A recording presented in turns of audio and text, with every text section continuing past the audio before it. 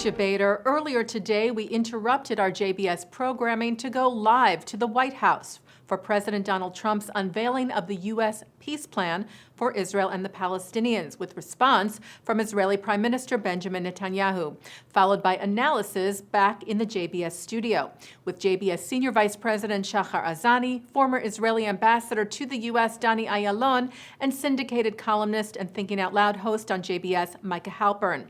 We would like to replay that entire program for you now. Today, Israel takes a big step towards peace.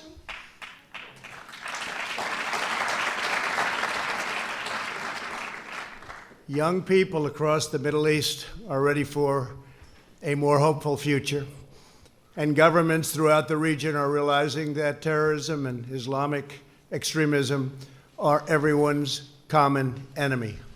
Yesterday, I had the pleasure of meeting with both the Prime Minister of Israel and a man that's working very hard to become the Prime Minister of Israel in the longest-running election of all time, Benny Gantz of the Blue and White Party. And both leaders joined me to express their support for this effort, proving that the state of Israel looking for peace, and that peace transcends politics by any measure, unmeasurable. That's what they want.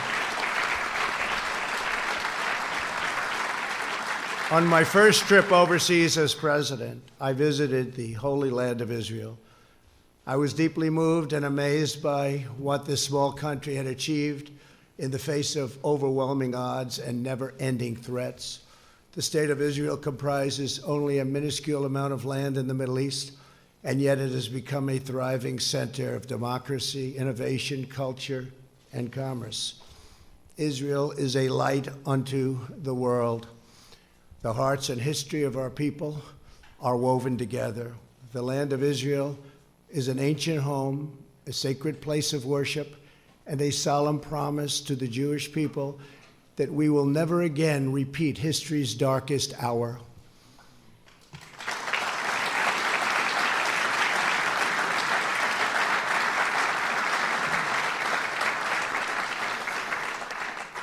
During my trip to Israel, I also met with Palestinian President Abbas in Bethlehem.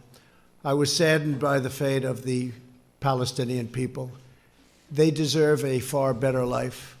They deserve the chance to achieve their extraordinary potential. Palestinians have been trapped in a cycle of terrorism, poverty, and violence, exploited by those seeking to use them as pawns to advance terrorism and extremism. I returned from my visit determined to find a constructive path, and it's got to be a very powerful path forward in the Israeli-Palestinian conflict. To further this effort, I also met with President Abbas at the White House. Forging peace between Israelis and Palestinians may be the most difficult challenge of all. All prior administrations, from President Lyndon Johnson, have tried and bitterly failed. But I was not elected to do small things or shy away from big problems.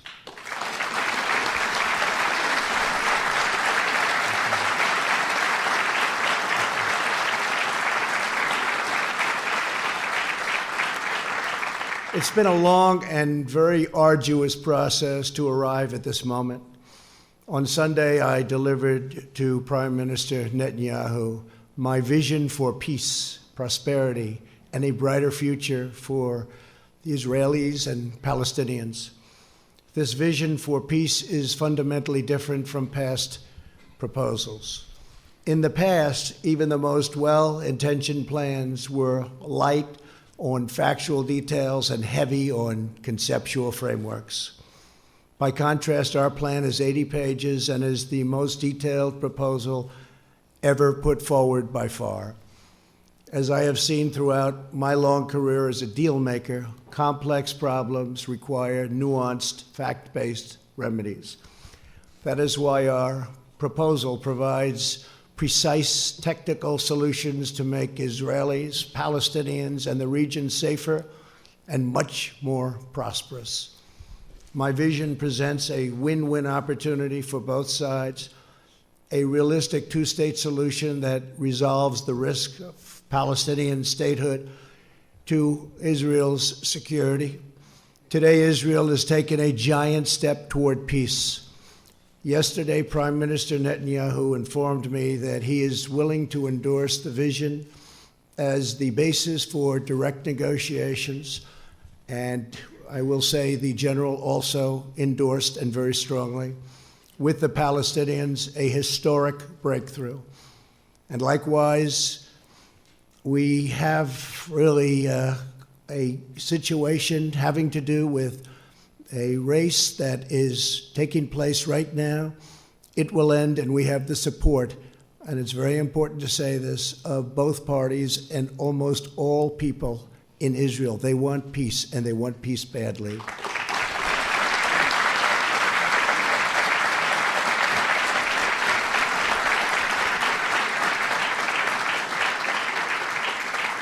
This is the first time Israel has authorized the release of a conceptual map illustrating the territorial compromises it's willing to make for the cause of peace, and they've gone a long way.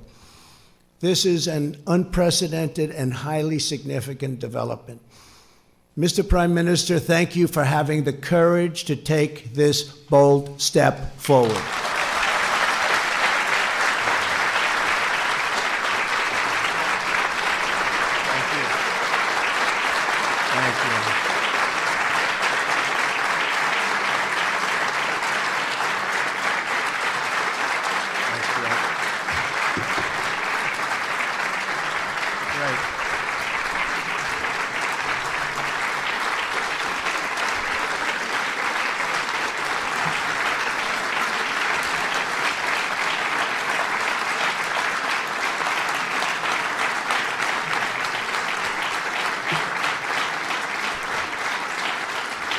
Bibi, we have a lot of powerful people in this room, a lot of the people that can help make it work. So that's quite a thunderous applause. Thank you very much. Thank you. We will form a joint committee with Israel to convert the conceptual map into a more detailed and calibrated rendering so that recognition can be immediately achieved.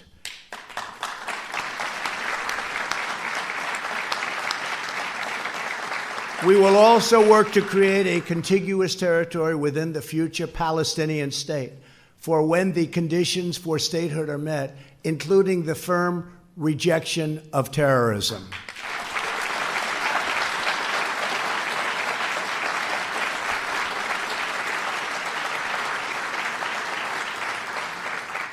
Under this vision, Jerusalem will remain Israel's undivided, very important, undivided capital.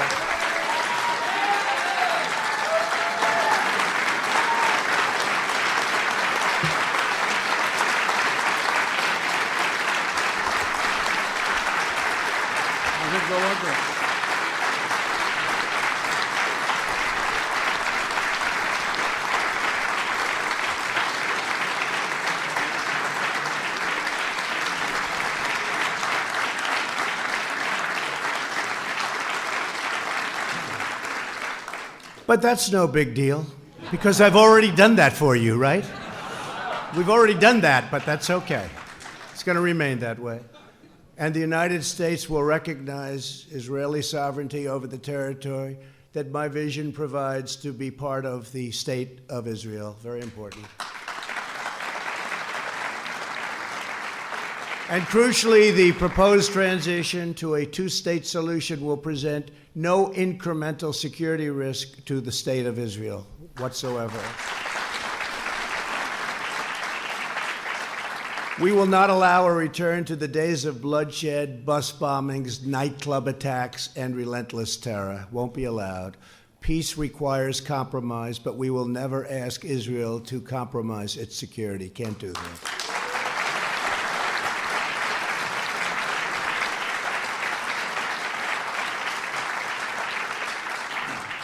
As everyone knows, I have done a lot for Israel, moving the United States Embassy to Jerusalem, recognizing recognizing the Golan Heights,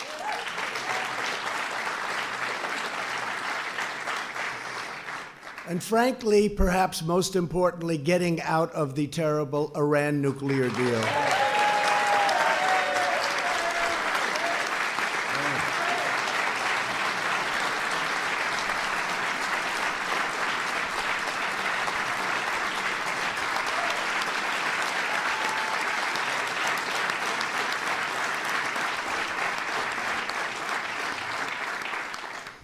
There's a lot of spirit in this room.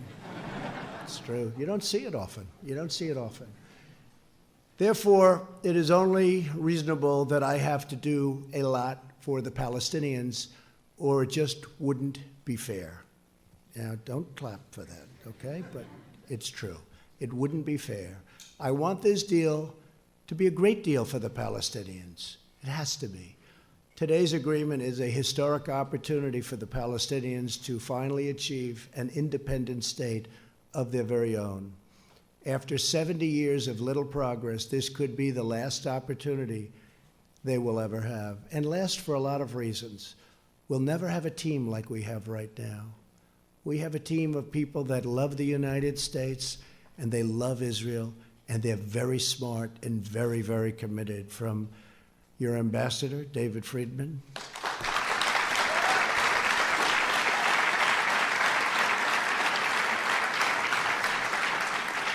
to Jason and Avi and Jared,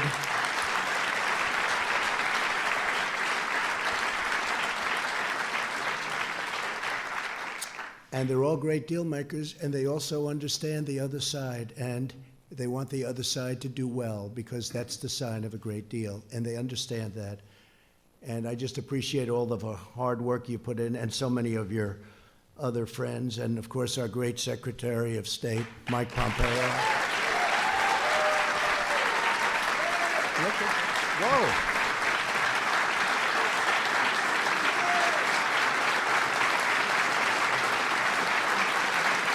Wow, that's impressive. That was very impressive, Mike. That reporter couldn't have done too good a job on you yesterday, right? I think you did a good job on her, actually. That's good. Thank you, Mike. Great. Are you running for Senate? I guess the answer is no after that, huh? They all want him to. Kansas, great state, they want him to, but you're doing a great job. Don't move. The Palestinian people have grown distrustful after years of unfulfilled promises. So true. Yet I know they are ready to escape their tragic past and realize a great destiny. But we must break free of yesterday's failed approaches. This map will more than double the Palestinian territory and provide a Palestinian capital in eastern Jerusalem, where America will proudly open an embassy.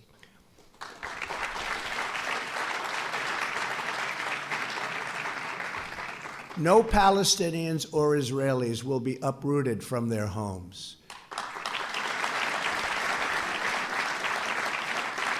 Israel will work closely with a wonderful person, a wonderful man, the King of Jordan, to ensure that the status quo of the Temple Mount is preserved, and strong measures are taken to ensure that all Muslims who wish to visit peacefully and pray at the Al-Aqsa Mosque will be able to do so. This is a major statement. This is of major importance. And at the same time, our vision will deliver massive commercial investment of $50 billion into the new Palestinian state. You have many, many countries that want to partake in this, and many of them are surrounding. They all want this to happen. Virtually every one of them want this to happen, and I think, Bibi, you know that very well. You're going to have tremendous support from your neighbors and beyond your neighbors. Over the next 10 years, if executed well, 1 million great new Palestinian jobs will be created. Their poverty rate will be cut in half, and their poverty rate is unacceptable now and only getting worse.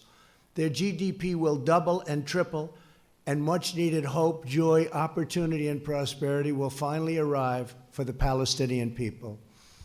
Our vision will end the cycle of Palestinian dependency upon charity and foreign aid. They will be doing phenomenally all by themselves. They are a very, very capable people.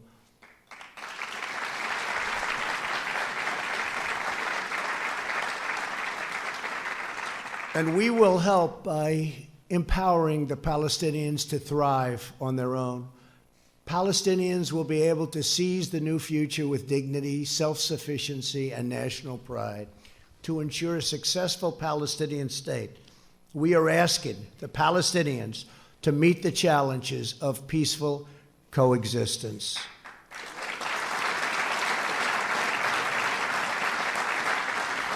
This includes adopting basic laws enshrining human rights, protecting against financial and political corruption, stopping the malign activities of Hamas, Islamic Jihad, and other enemies of peace, ending the incitement of hatred against Israel, so important, and permanently halting the financial compensation to terrorists.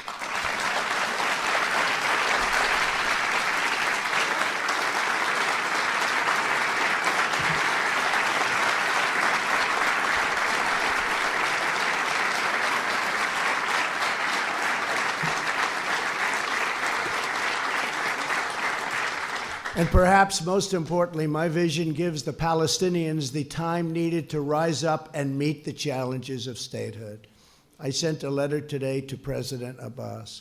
I explained to him that the territory allocated for his new state will remain open and undeveloped for a period of 4 years. During this time, Palestinians can use all appropriate deliberation to study the deal, negotiate with Israel, achieve the criteria for statehood, and become a truly independent and wonderful state.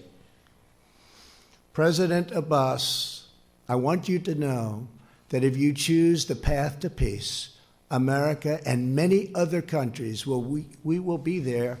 We will be there to help you in so many different ways, and we will be there every step of the way. We will be there to help.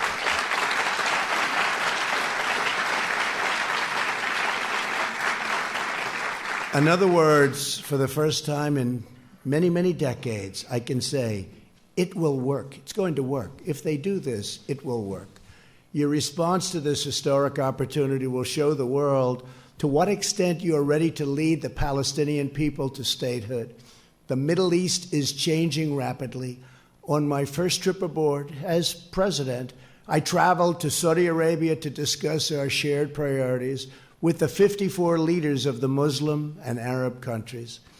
I made clear that all civilized nations share the same goals, stamping out extremism, creating opportunity for the region's youth, and we have to take care of the region's youth.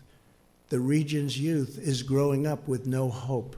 We have to take care of the region's youth and existing in harmony with one's neighbors. Since that time, immense progress has been made. A growing number of nations have taken strong stands against terrorism and radicalization. You see it. Thanks to the courage of U.S. forces, the ISIS territorial caliphate, 100%, not 95%, not 99 or any other percent, 100% of the caliphate, ISIS, is destroyed, and its savage leader, al-Baghdadi, is now dead.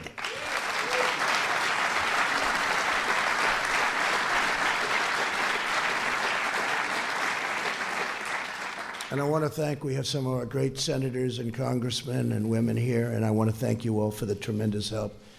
Thank you very much, Jim, Ted, everybody, Steve. Our leader, thank you. Mark, thank you. Great people. These are great people. They work so hard, and they love this country. The Iranian regime is isolated and weakened greatly. We eliminated Qasem Soleimani, the world's top terrorist.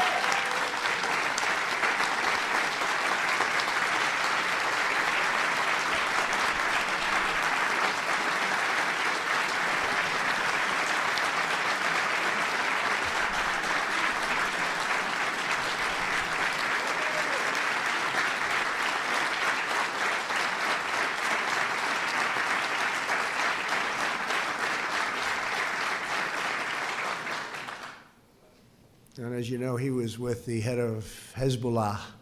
I don't think they were up to anything good. I don't think so. He ran an organization called Jerusalem Liberation Forces and used his hatred, total, severe hatred of Israel as a rallying cry to divert attention from the incompetence and shortcomings of his government. He falsely promoted the sinister notion that a free Jerusalem, we must really be at war with Israel. So to have it free, we have to be at war with Israel. And he said it very, very powerfully. In fact, it's been in this false war that Israel, really, the enemies of peace, have used it. They just used it as an excuse to divide and totally oppress the Middle East. In truth, Jerusalem is liberated.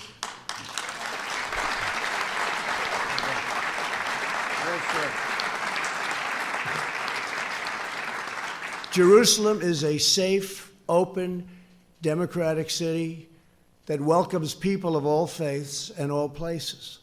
It is time for the Muslim world to fix the mistake it made in 1948 when it chose to attack instead of recognize the new state of Israel. It's time.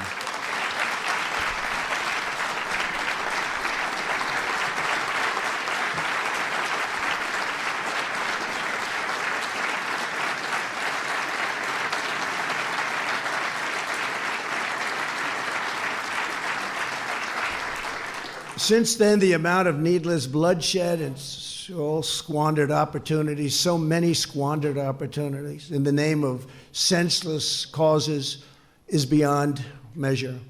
The Palestinians have been the primary pawn in this regional adventurism, and it's time for this sad chapter in history to end quickly, end now.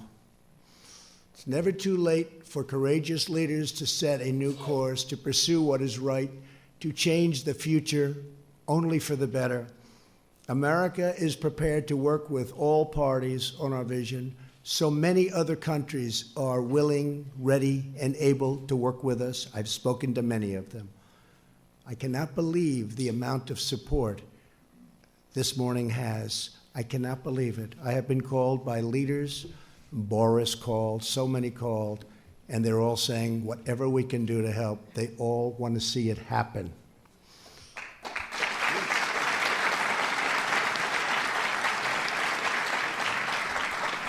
But America cannot care more about peace than the stakeholders in the region.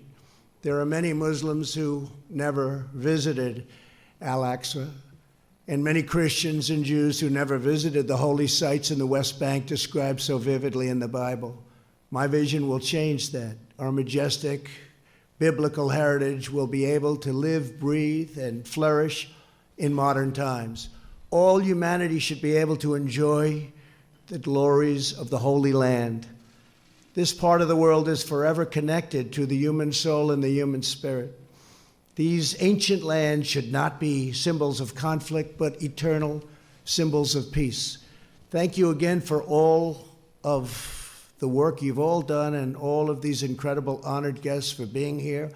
And in particular, I want to thank Prime Minister Netanyahu. I also want to thank Oman, Bahrain, and the United Arab Emirates for the incredible work they've done, helping us with so much and sending their ambassadors to be with us today. Thank you very much for being here. Oman, Bahrain, and the Arab Emirates? Yeah.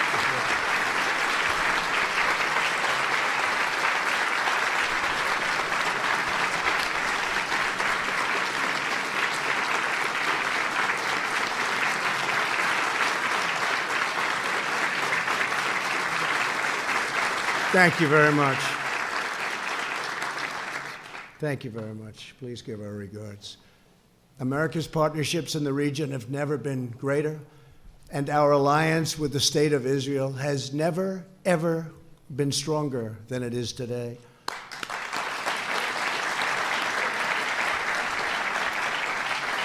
Together, we can bring about a new dawn in the Middle East. And I would now again, just like to thank everybody and a very special group of people, an incredible group of people. So many have been with us on this journey right from the beginning, and we're getting there. They say it's the toughest deal ever to make. In business, when I have a tough deal, people would say, this is tougher than the Israelis and the Palestinians. They used it as an excuse, meaning that was always the standard. Actually, there's nothing tougher than this one, but we have to get it done. We have an obligation to humanity to get it done.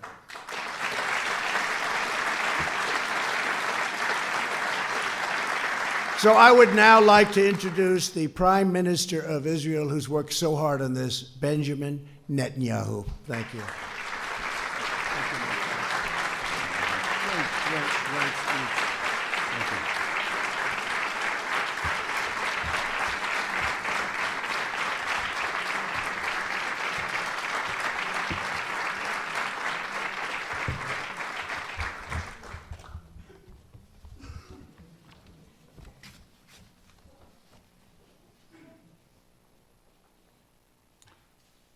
In the Middle East, we drink water before a long voyage.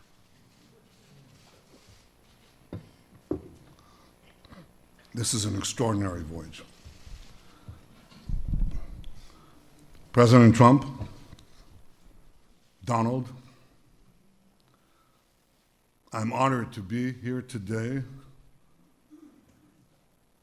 along with my wife, Sarah, Minister Yariv Levin, Ambassador Ron Dermer. Ron, thank you for everything you've been doing.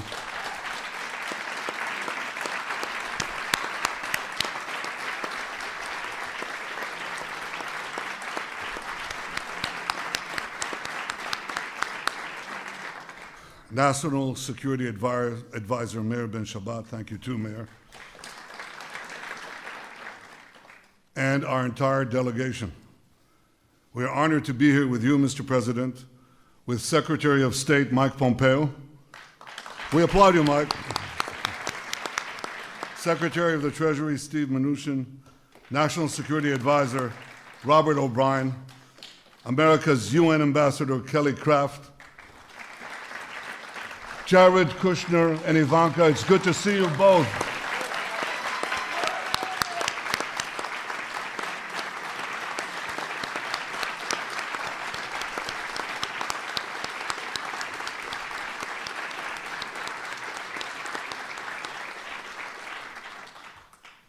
It's good to see the unfailingly energetic and optimistic Ambassador David Friedman, Jason Greenblatt,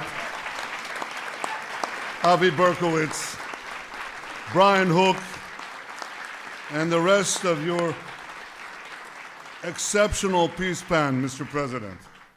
It's good to be here with the other distinguished ladies and gentlemen of your administration, with senators and members of Congress who are Israel's greatest friends on Capitol Hill. Thank you.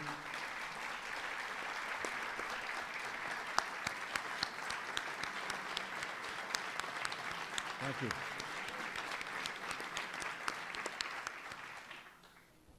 With the ambassadors of the United Arab Emirates, Bahrain, and Oman, what a pleasure to see you here, and what a sign it portends.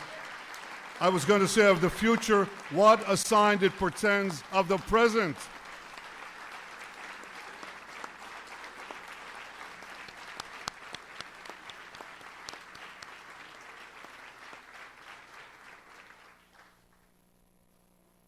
To all of you and to the many other distinguished guests who are here today, this is a historic day. And it recalls another historic day. We remember May 14th, 1948, because on that day, President Truman became the first world leader to recognize the state of Israel after our first Prime Minister, David Ben-Gurion, declared our independence. That day chartered a brilliant future. Mr. President, I believe that down the decades, and perhaps down the centuries, we will also remember January 28th, 2020, because on this day, you became the first world leader to recognize Israel's sovereignty over areas in Judea and Samaria that are vital to our security and central to our heritage.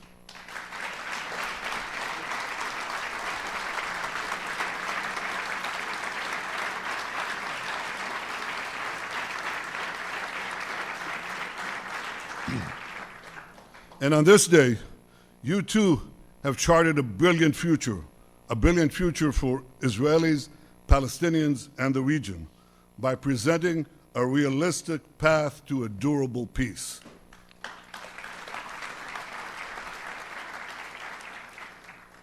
Since the moment of its birth, Israel has yearned for peace with our Palestinian neighbors and peace with the broader Arab world. For decades, that peace has proved elusive, despite so many well-intentioned plans. One after the other, they failed. Why did they fail? They failed because they did not strike the right balance between Israel's vital security and national interests and the Palestinians' aspirations for self-determination. Too many plans tried to pressure Israel to withdraw from vital territory like the Jordan Valley. But you, Mr. President, you recognized that Israel must have sovereignty in the Jordan Valley and in other strategic areas of Judea and Samaria, rather than pay easy lip service to Israel's security and simply shut your eyes, hope for the best.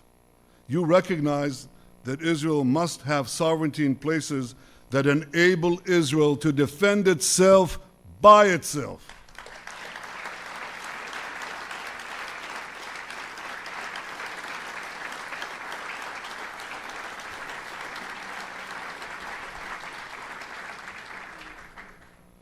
For too long, far too long, the very heart of the land of Israel, where our patriarchs prayed, our prophets preached, and our kings ruled, has been outrageously branded as illegally occupied territory.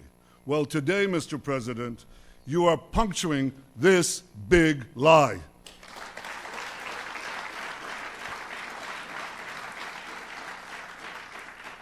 You are recognizing Israel's sovereignty over all the Jewish communities in Judea and Samaria, large and small alike.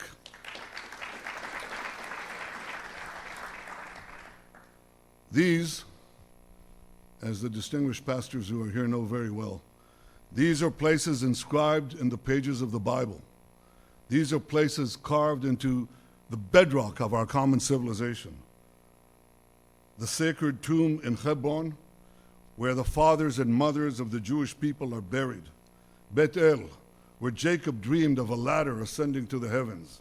Shiloh, where the Ark of the Covenant that held the 10 Commandments for centuries. That's what happened in Shiloh.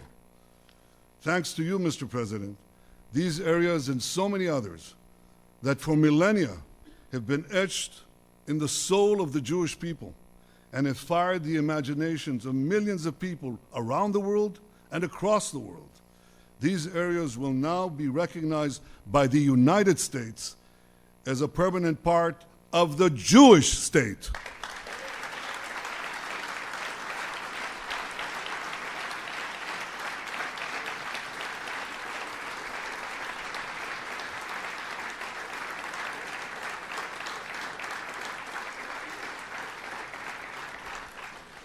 Mr. President, because of this historic recognition, and because I believe your peace plan strikes the right balance where other plans have failed, I've agreed to negotiate peace with the Palestinians on the basis of your peace plan.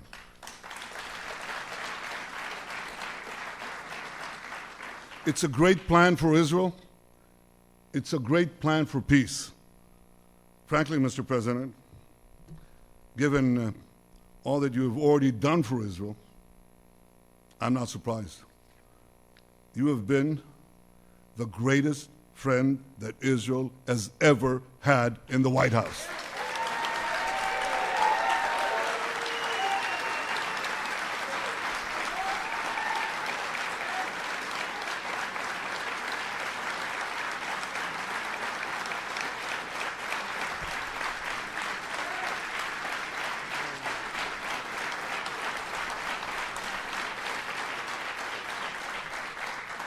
Frankly, though we've had some great, outstanding friends in these halls, it's not even close. Your historic decisions to recognize Jerusalem as Israel's capital, to recognize Israel's sovereignty over the Golan Heights, to reaffirm Israel's legal claims in Judea and Samaria, to stand up to Iran, to pull out of that dangerous Iran deal, to confront is not the word, to eliminate Qasem Soleimani, to support and encourage unbelievable cooperation between Israel and the United States in the military and strategic and intelligence fields. All this bear testament to the friendship and depth of your leadership and commitment to Israel. From our very first meeting here in the White House 3 years ago, you repeatedly made clear your commitment to help Israel achieve peace with the Palestinians and peace with the rest of the Arab world. Mr. President, I share that commitment, and I look forward to working with you to achieve a peace that will protect Israel's security, provide the Palestinians with dignity and their own national life, and improve Israel's relations with the Arab world. Your peace plan advances all these goals. First, it addresses the root cause of the conflict, by insisting that the Palestinians will finally have to recognize Israel as the Jewish state.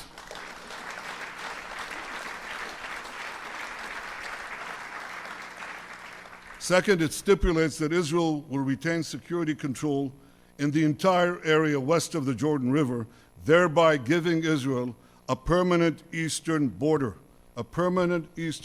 to defend ourselves across our longest border. This is something we've longed to have. We now have such a recognized boundary. Third, your plan calls for Hamas to be disarmed and for Gaza to be demilitarized.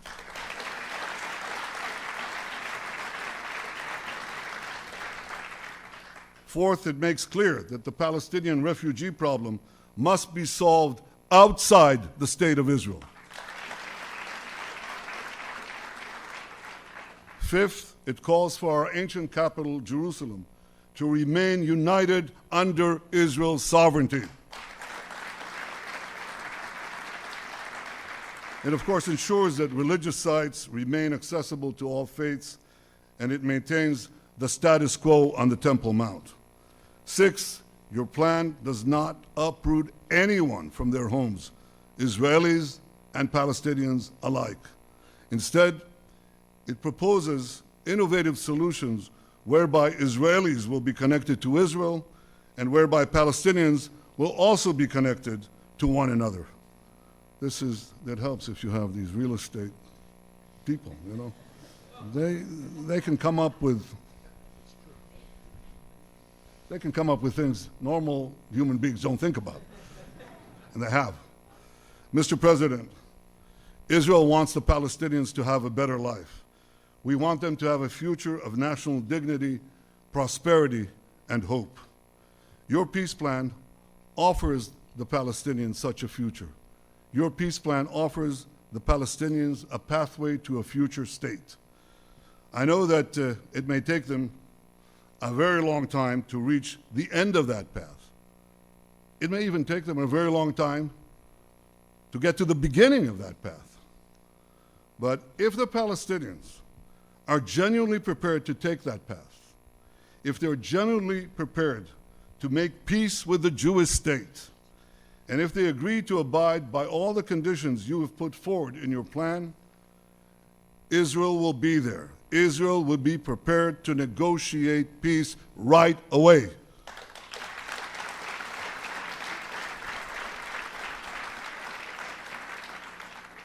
Regardless of the Palestinian decision, Israel will preserve the path of peace in the coming years. For at least 4 years, Israel will maintain the status quo in areas that your plan does not designate as being part of Israel in the future. At the same time, Israel will apply its laws to the Jordan Valley, to all the Jewish communities in Judea and Samaria, and to other areas that your plan designates as part of Israel, and which the United States has agreed to recognize as part of Israel.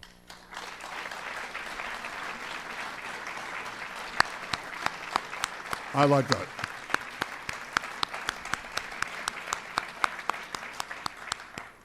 This decision will protect Israel's security, ensure Israel's national interests, and leave open the possibility of a political settlement with the Palestinians in the coming years.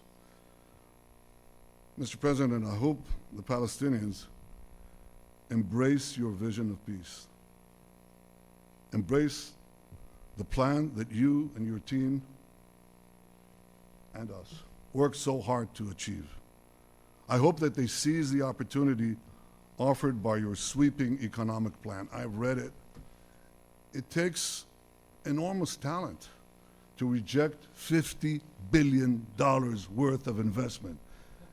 I know what that does to an economy. I know what it will do to Palestinian lives. I know what it will do to the youth of the region. I hope that the Palestinians embrace this and build with Israel a future of prosperity and peace. I also hope that our other Arab neighbors embrace your vision and forge a path of reconciliation with Israel that can create for all of us a brilliant future. Mr. President, I want to congratulate your fantastic team, there's no other word, your fantastic peace team for all their work. Jason Greenblatt,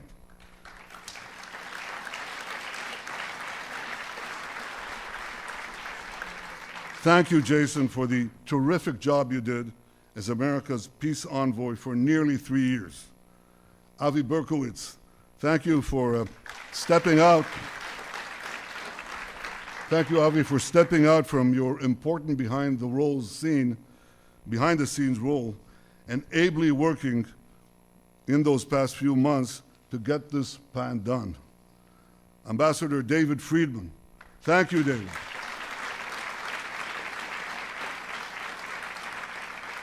Thank you for your essential contribution to this effort and for the terrific job you do every day to strengthen the great alliance between Israel and America.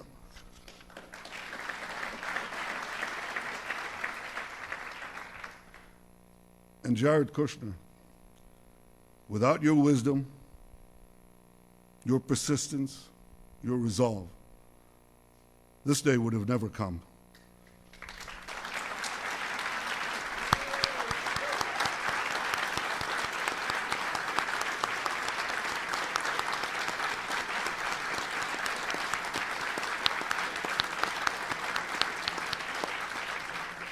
I know how much the Jewish future means to you and to your family. Well, Jared, today you have helped secure that future. The Jewish state owes you, and it owes President Trump, an eternal debt of gratitude.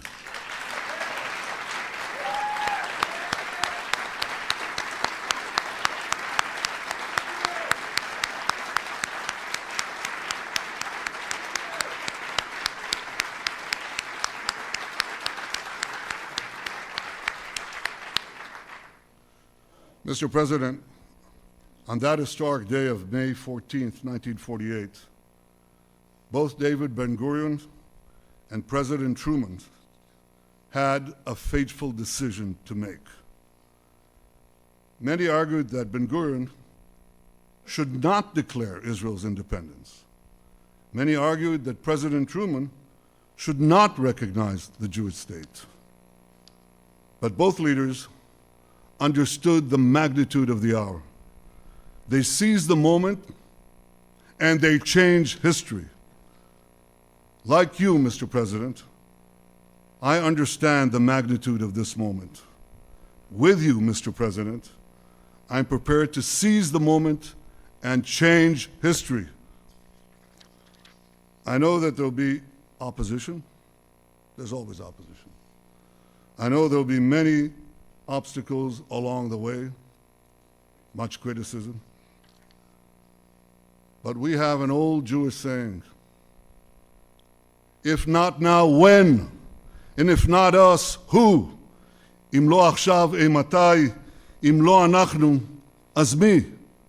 Mr. President, your deal of the century is the opportunity of the century. And rest assured, Israel will not miss this opportunity. Mr. President, Donald, Israel is blessed to have your friendship and your powerful leadership, and Israel is blessed to have the friendship of the greatest power on earth, the United States of America. May God bless America, may God bless Israel, and may God bless us all with security, prosperity, and peace. Thank you.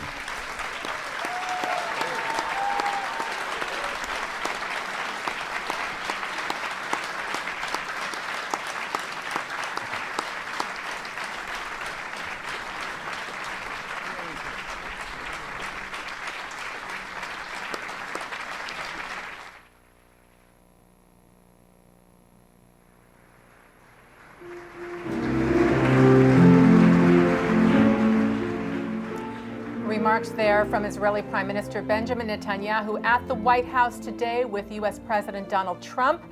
The Prime Minister, of course, responding to the U.S. peace plan that the President released a little bit after noon today.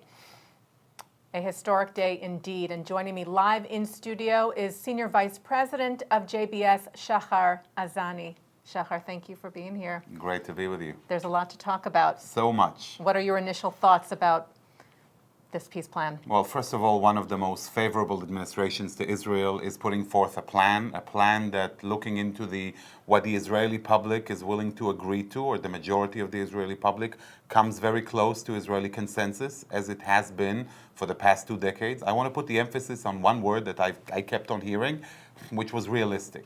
We're looking into a realistic peace that acknowledges the situation on the ground and a movement towards that peace. For the first time, we see the American administration moving in the direction of some sort of regional settlement without giving the Palestinians the veto power, telling them the train will wait for you for a while, but we are already working on moving forward. We also heard Prime Minister Netanyahu's statement, as he mentioned specifically that Israel will move in the direction of applying Israeli law to all of that territory that is meant to remain in Israel's hands according to the plan. That means hands off of everything that's supposed to go to the Palestinians, but Israel is moving forward. We also saw the Prime Minister's statement, a restatement, let's say, to the two-state solution, similar to the speech he made at Bar-Ilan University in 2009, and now reinforcing his commitment to the solution proposed by Trump, not an unexpected gestures towards, again, a most favorable president to Israel. It's a lot to take in, and it's also a lot to understand. What will this map look like? We haven't seen this map yet of how there will be a Palestinian capital in East Jerusalem, and yet Jerusalem is undivided. How the majority, it seems, Netanyahu said, most of Judea and Samaria will be under Israeli sovereignty. All of the Jordan Valley, it seemed, he said, would be under Israeli sovereignty, but yet no one would be uprooted, not Palestinians nor Israelis from their homes. We'll know the exact map very soon, but I'll remind our viewers one thing about the famous map that was never published but was spoken about, which was the map shown by then Prime Minister Ehud Olmert to the Palestinians in his proposal, when he offered Mahmoud Abbas 95% of the territory with a 1-to-1 exchange for the 5% of the major settlement blocks in exchange for territory within Israel. It's clear that Trump's plan is not the same as the Olmert plan. It is less generous towards the Palestinians. It does not include removing settlers from their homes, according to what was just stated. So it'll be very interesting to see how we can move forward from here. And we've already heard responses yesterday, even before the plan was officially announced, by Mahmoud Abbas, showing clear rejection of the Palestinian Authority to the plan. Today we're told that there were discussions between the head of the West Bank Palestinian Authority, Mahmoud Abbas, with Gaza, controlled by Hamas, and Ismail Haniyeh, to discuss measures how to move forward. We're seeing the Palestinians at a very comfortable position, a position of rejection, a position that they've been used to taking for decades now, a position taken by Palestinian leadership since 1947, going through only as recently as the Ehud Barak offers at the Camp David in 2009, to Ehud Olmert in 2008, and might we all be reminded with the famous Kerry proposal that was put forth in 2014 and also rejected by the Palestinians. So to that degree, there is nothing new about the Palestinians' reaction. What's new here is an administration that's willing to move forward with whatever happens. Again, not giving the Palestinians the veto power to stop progress in the region towards some sort of a settlement. I just want to make one more important mention, and that is that, of course, at such a critical time, we would have our President Mark Golub with us. Unfortunately, he's been given to a bout of pneumonia and recouping at his home, and we hope to see him with us very soon, and sending him from the studio and from all our viewers, refuah shlema, may you get better and well very soon to rejoin us. Absolutely. And we actually are fortunate enough to have Danny Ayalon, former Israeli ambassador to the United States, joining us over the phone for his thoughts on what we just heard from Israeli Prime Minister Benjamin Netanyahu and from U.S. President Donald Trump of the U.S. peace plan for Israel and the Palestinians. Let's see if we have Danny on the line. Danny, thank you so much. Teisha, thank you very much. Good to be with you and with Shahar. Pleasure. And my first comment is that we can lay to rest all those who ridicule this plan of the century, deal of the century, all those who thought it's going to be just a hoax, not a serious one. I think we saw a very serious attempt to really make peace in the Middle East. I believe also that it will be very hard for the Palestinians to reject it outright, not because necessarily it's a better offer to them than past offers that they have rejected, but because of the totally changed and different strategic and geopolitical situation in the region. The fact that we had three Gulf countries, important countries, Bahrain, the Emirates, and Oman, present, which means more than a tacit endorsement. The fact that these three countries did dare to come out also means that Saudi Arabia is behind it, but they are, at this point, cannot just move forward, but it is quite obvious that they support it as well. Although Jordan and Egypt are mute about it, and understandably so because of the public opinion, because of the Palestinians' agitation, as they have always threatened the Arab regimes with demonstrations, it is clear that they should be quite happy with that, because if they put the Palestinian problem aside and really seriously trying to resolve it, it is good for Egypt, certainly vis-a-vis Gaza and Hamas. It also is very good for Jordan, although they will never admit it. But Israel's presence, permanent presence in the Jordan Valley, will prevent a Palestinian leakage or Palestinian over time annexation, I would say, of Jordan, or just infiltrating Jordan and really turning it to the Palestinian state. From Israel's point of view, I think that there were some painful compromises, but I think it was a bold decision and very courageous one and very forthcoming by Prime Minister Netanyahu. I believe that 80, if not more, % of the Israeli population will support that. I also understand that Benny Gantz, the head of Kahol Lavan, Blue and White, who met yesterday the president, also is supportive of it, and it's not surprising. What is there not to support? The one question for you, Danny, and again, thank you for joining us. We saw Iran looming in the background. First of all, with the statements of President Trump as far as the Iran nuclear deal, and we famously remember a conversation that former Secretary of State John Kerry had with Javad Zarif, the Iranian foreign minister, a while back, in which he said, this too shall pass. Just wait for a little while until this administration is done, and then we can re-engage. What do you say to those who whisper the same words on the ear of Mahmoud Abbas? Just give it a while. In a few months, we may see a different administration. We can put this plan to rest and revive maybe some of the plans proposed in the past. I believe, Shahar, it would be very irresponsible, almost outrageous, to suggest that to the Palestinians if there are those who really care about their future and their interests. All those who make this cavalier statement are just not responsible. I would say bordering even treason. I don't know how anyone can tell any foreign leader, wait out our government now and wait until we, or a certain party or another, will come back to power, and then you can get much more. I think for that there are impeachment trials. For that there are special investigations and special counsels that are being appointed.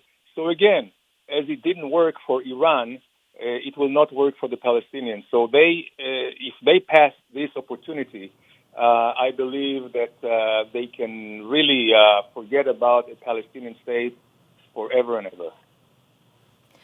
Thank you so much, Danny. I want to also ask you, you just mentioned earlier that you thought this plan was a better plan than the Palestinians have seen in the past. And Shahar, if I'm not mistaken, you said that you thought previous plans were better for the Palestinians. So Danny, can you just explain what you see in this plan that is actually better for the Palestinians and should be a reason for them to accept it?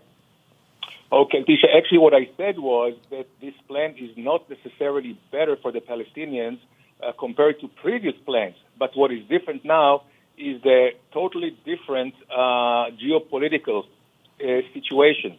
So it will be harder for the Palestinians to reject it, especially as we have the Arab countries now siding with Israel, supporting, some tacitly, some not so tacitly, and because they're much bigger fishes to fry, and especially Iran at this time. And maybe to add to that, Danny, we've also seen movement from the direction of Arab states, only to mention a major piece aired on Israeli TV this past weekend about Israel's relations with Saudi Arabia. The acknowledgement that Israelis will be able to travel to the major expo in Dubai in April of 2020, and the understanding that the train has already left the station is indicated by Prime Minister Netanyahu, with the presence of Arab ambassadors in the room. The Arab world doesn't seem to be holding its breath and waiting for the Palestinians to move. Absolutely. And also we have not seen this, I would say, political pressure on the White House or on Israel preceding this revelation today of the plan. And that also shows either fatigue or really giving up on the Palestinians, understanding that they are not the crux of the matter in the Middle East, and they cannot really determine the fate of the region, the future of the region, and they really should be calibration about the real influence, size, and weight, strategic weight, geopolitical weight of the Palestinians in the region, and that is bringing them out to reality. And now it's pretty much up to them. I think it was also very smart of the Trump's plan to give them a leeway, some kind of a lead of 4 years that negotiations can take place, that they can have time not to reject it outright. And 4 years, I think it's also the time that President Trump believes he will stay in office. So, Danny, ultimately, do you believe that the Palestinians will accept this plan?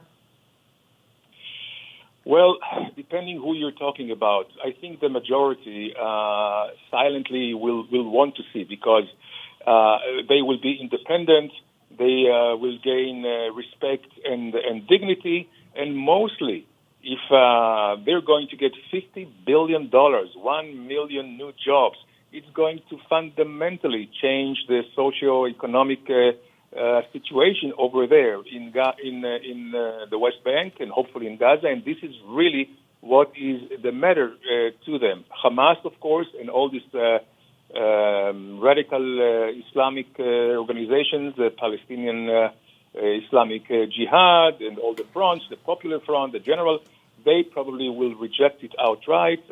Probably the authority also will not be very happy about it, and Abbas may reject it outwardly, but I think he will have to have a really contemplation with his own team to see whether they should accept it, even if not publicly, but to start working towards a realization of this plan, because at the end of the day, it is their interest. And we have seen successive Palestinian leaderships that betrayed the national interest of their people. It was Trump who mentioned it from 48 on. It can go back already to the 1917, the rejection by them of the Balfour Declaration and the Peel Commission in 36, and of course, the 1947 181 resolution of the partition. So I think they should understand the time has not worked for them. Actually, they are losing with time, and this is probably the last chance for them to really regain the interests that have been just lost by their leaders until now. Danny Ayalon, Israel's former ambassador to the United States. Danny, thank you so much for giving of your time to us here on JBS today. We truly appreciate it and hope to speak with you again soon. Absolutely, my pleasure. Thank you. And Shahar, let me just ask you what I asked Danny. I know you expressed some skepticism perhaps about the Palestinians, but at the end of the day, do you think they'll accept this plan? Well, famously, Abba Eban said, the Palestinians never miss an opportunity to miss an opportunity. It's truly tragic when you think about this, but we can hope that the Palestinians will return to their senses and seize the opportunity. But here is a different element. The different element here, Teisha, is that for the first time, the train is going to leave the station. They have seen the Trump administration's resolution vis-a-vis Jerusalem. They have seen it vis-a-vis the Golan Heights. They have seen the determination of the administration vis-a-vis Iran. So hopefully, the existence of these conditions, including the reducing level of interest of the Arab world in general in the Palestinian plight, and their lack of desire to put their hands into that quagmire, for there is great fragmentation even within the Palestinian society, as is evident between Gaza and the West Bank. We are seeing different conditions here that allow us to be a little more optimistic as to the hopes that they will jump on the train, as the Prime Minister said, at some point, maybe not at the end, hopefully at the beginning, to start joining efforts to reshape the region. So I allow myself to be slightly optimistic. All right, then. We now have on the line, joining us on JBS, Micah Halpern, who you know from Thinking Out Loud. Micah is a syndicated columnist, and he joins us now with his take on the U.S. peace plan. Micah, thank you so much for joining us. Pleasure is mine. What are your thoughts, Micah? What's your takeaway from this? Well, there are a lot of different ideas, especially the pomp and circumstance was stunning. The fact that in the middle of an impeachment trial, this is happening, and actually an explosion of press about it is very exciting also. Getting people to start thinking about the peace process is a big deal. It hasn't happened in a long time. But the reality is that you need two people to dance. And if the other partner isn't interested in dancing, all you have is music. You don't really have a dance. And that's what we're going to wait and see. The reality, from the point of view of the Palestinians, is that they would see any of this as negative. And Abbas has already made it very clear that, from his point of view at least, he has two options: to die as a martyr or to die as a traitor. He said yesterday he's going to die. He's very sick, and he's not going to die as a traitor, he says. So the only answer is to fight. And that's what he wants to do in order to preserve his name and his reputation. So the 4-year sort of sunset issues within the deal, and I haven't read the whole deal, obviously, is sort of important in terms of protecting, waiting for another leader. This leadership is not prepared to move ahead. And so it's not the problem of them waiting for Trump to lose the next election, which is, by the way, you should know, is very much in the ear of every single Palestinian thinker, is Trump will lose the next election, and this will just fall off the edge and not be an issue anymore. The reality is that the real question is, what will happen after Abbas is no longer the leader? We know what will happen if Netanyahu doesn't win the election, because Gantz is in Washington right now. That's the beauty of a democracy. Things continue. What will happen after Abbas? And that begins the real big question mark in the future right now. The plan itself is a good plan. There's no question. Both are going to be disappointed and frustrated. It's not a real plan to speak of. It's a beginning point to start negotiations. And everyone should know that. This is not a plan that you sign off on and it's done. It's rather, you say, yes, let's continue to build on the framework that exists. If the Palestinians were wise, they would accept it only from the financial point of view. But I don't necessarily think that that's on their priority right now. The priority list right now is standing up and for their ego and machismo. And that does not necessarily make you or create good decision-making. Micah, let me ask you a question. First of all, thank you very much for joining us. I want to push a little bit on that point of Palestinian leadership. So Abbas has his options. He's been in power for a long time. He's rejected continuously any kind of progress or peace with Israel. Maybe in past administrations, that refusal paid off. Now, clearly, it does not anymore. But even if Abbas were to turn around and say, I'm willing to sign an agreement with the Israeli government and with the Americans, shouldn't there be fears also as to what happens after Abbas? Because we've seen what happened in the Gaza Strip when Prime Minister Sharon withdrew from Gaza and it was taken over by Hamas. What might be the situation then if there is an agreement signed and then for Abbas to, leave his office and for the place possibly to be taken over by Hamas in the West Bank? There's no question. 20 years ago, I said to Abbas behind closed doors, just say yes. Just say yes. All you got to do is say yes. But it's hard to say yes. And there I get your gestalt, your understanding that they have a firm and traditional and actually comfortable position saying no. But this plan is not an easy thing for the Palestinians to fulfill. Creating a situation whereby they're in charge of Gaza, they demilitarize Gaza, they force Hamas and Islamic Jihad to put down their weapons, but they're in charge of that is not an easy thing to do. And we could say it, but that will not go, forget about swallowed easily. That will not be easy to do, to accomplish physically. So there's a lot to be done if they want to move ahead. They will not want to do this because they do not want to create internal strife. They want to unite against Israel, against the United States. And so it's interesting that Abbas today had meetings with Hamas, which is interesting. So they're uniting against the United States, against Israel. I was pleased to see that there weren't hundreds of thousands of people demonstrating against the peace treaty, just rather thousands. And that's a good thing. And he called for demonstrations across the Arabic world and the Islamic world. That didn't happen either. The reality is that people want a better life for themselves in the Palestinian society, just like the Israeli society. They want better today than there was yesterday. And they could get that if they sign on. The question is whether or not there's any kind of ability to look to the future in terms of their leadership. Israel has decided to work very hard on local leadership within the Palestinian Authority and is succeeding very well locally. But on a national level, it's a failure because on the national level, these people are not interested in advancing the cause of the Palestinians. They're interested in advancing their own personal causes, and that's very different. Micah, so in summary, can you just tell us what you think? What do you think is going to happen in the near future with this plan, and especially from the Palestinian side?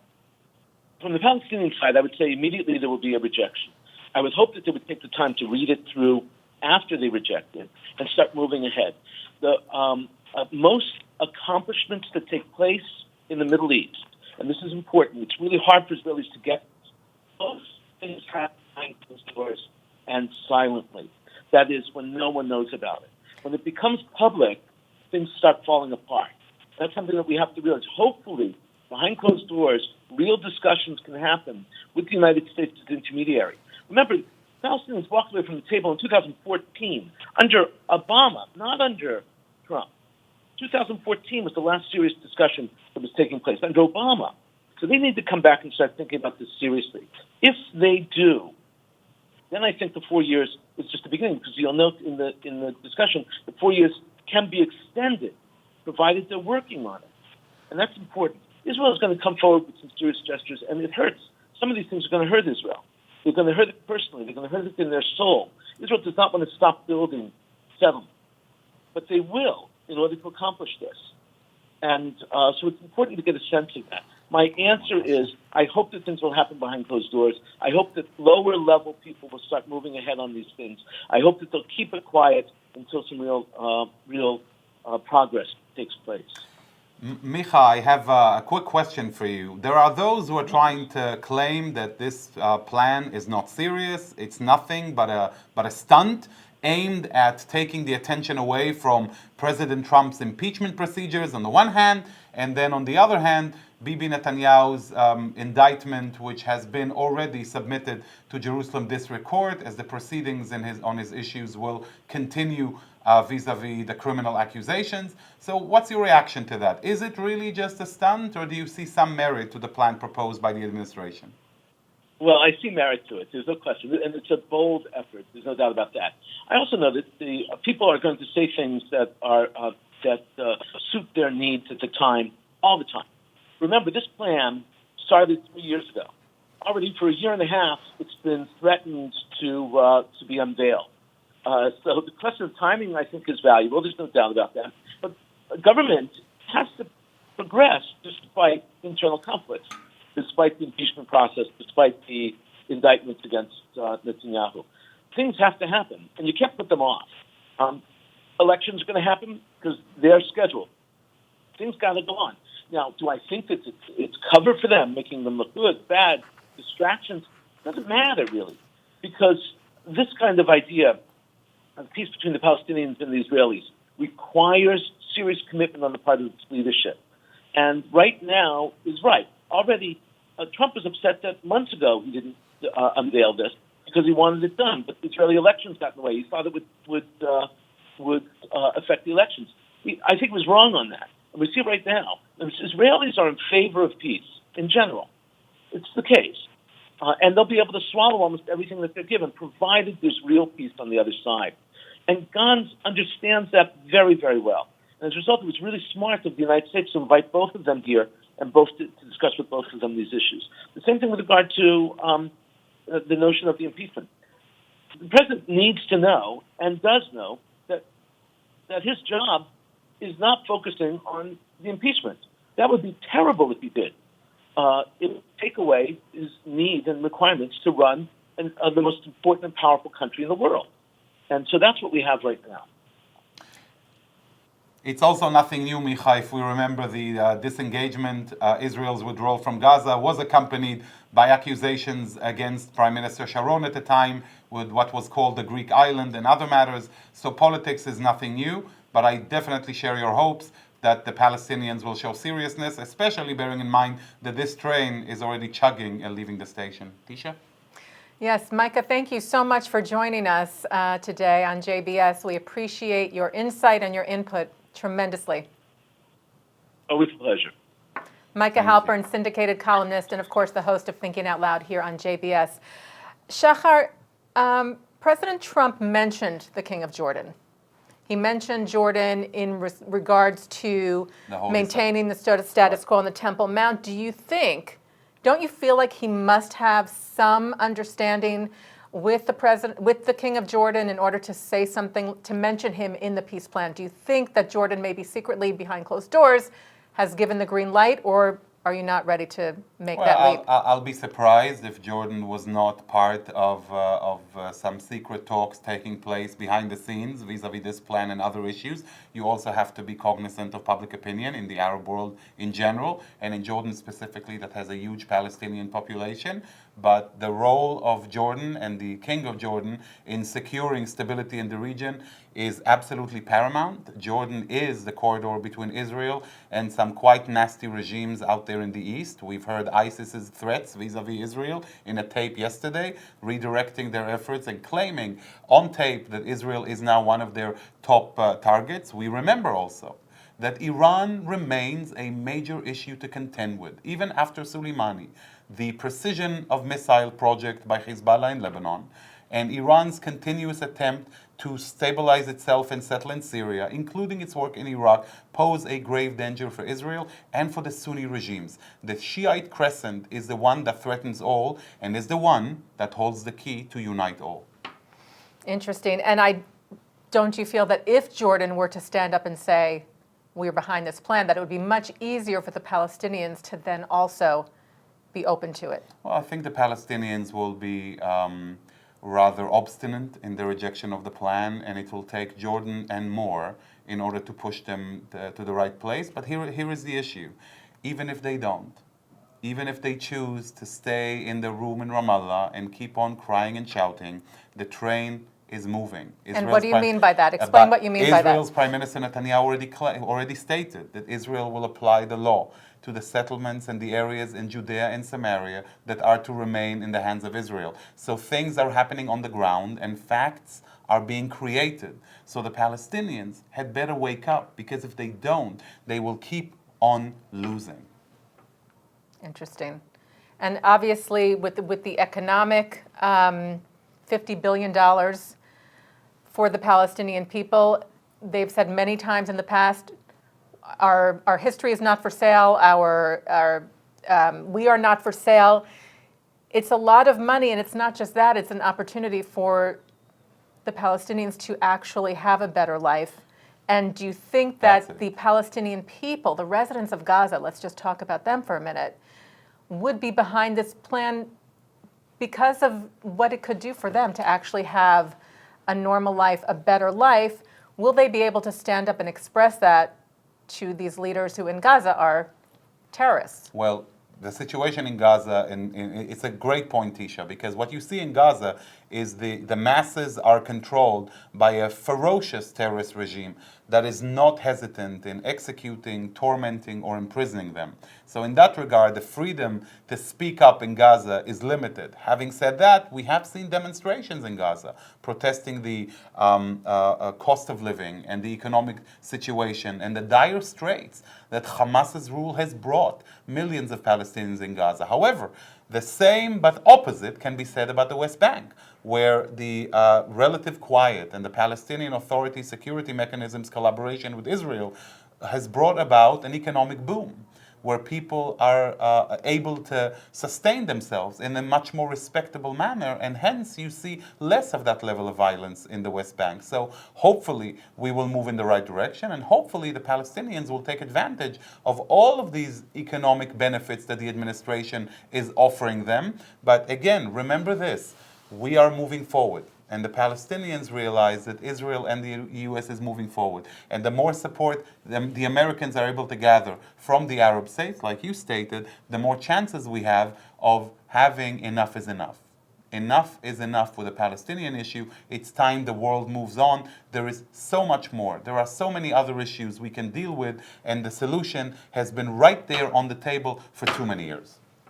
Now, Shahar, what do you think of President Trump's statement about the Palestinian capital being in East Jerusalem, but Jerusalem remaining the undivided capital of the State of Israel? How does that work exactly? Like any negotiations, God is in the details. And when you look in Jerusalem, the municipal territory of Jerusalem is very large, and it includes various Arab neighborhoods in East Jerusalem.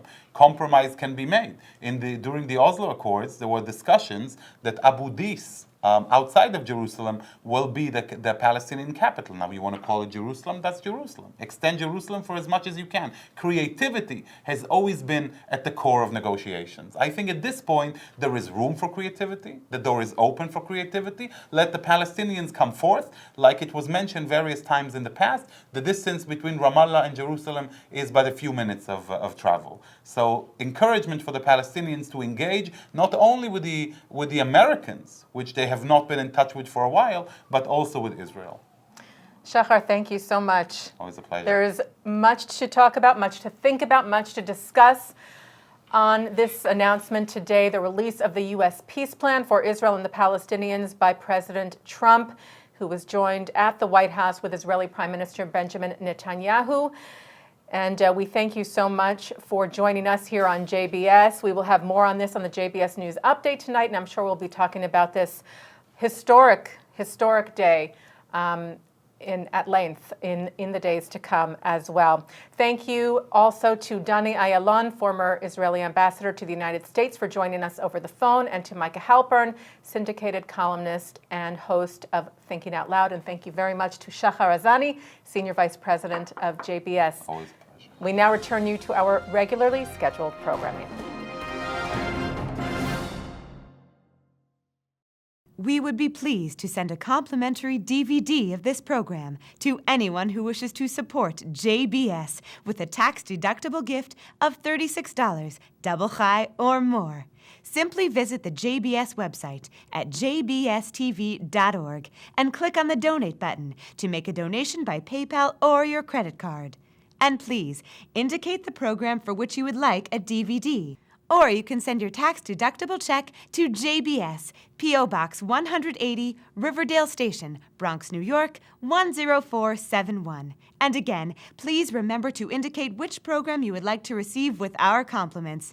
And we thank you for your kind support.